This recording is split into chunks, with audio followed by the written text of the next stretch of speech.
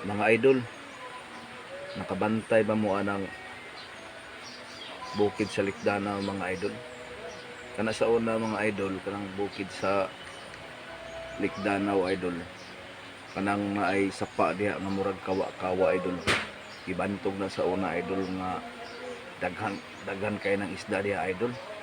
Dagko kay na diha mga tilapia, halwan, aguk o karpa idol. Ang kuwan diha idol, ang tilapia pareha kadagko sa nigo idol. Unya naay karpa diha nga usa ka dupa ang kalapad, duha ka dupa ang kataas mga idol. Ambot kiha karon idol, karong panahon na og napabakha na og napawagay na idol, siguro karon dako ni gyud na kay idol.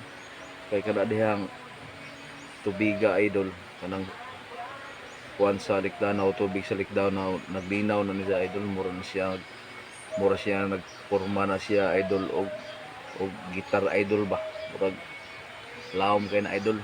Mao na siya na idol, mao na siyang suba idol nga dili gyud na siya na matugkad na tubiga idol tungod sa kalaw. Gisuwayan na siya tugkad sa kuan idol, Amerikano.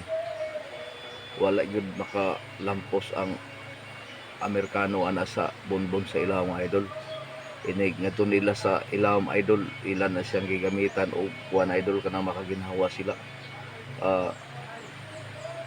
Mag-ana mahinon siya kalawom idol, dili gyud nila matugkad mo, balik nang gyud sila kay di gyud nila kaya ang pagtugkad di idol.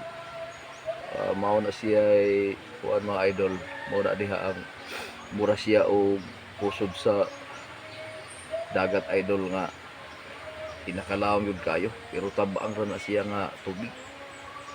Kana dihang kuana idol, dahay akong nakuanan nga story diha idol.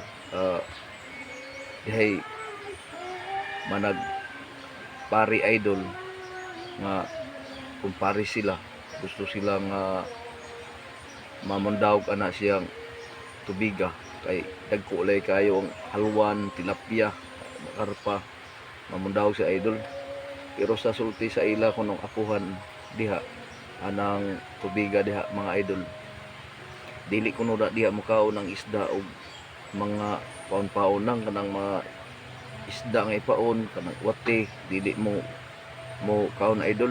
Kanang imong panan, imong undakan, dili siya mo kubit ang isda di idol. Ang sulti sa katigulangan idol, ang ingon ang iyang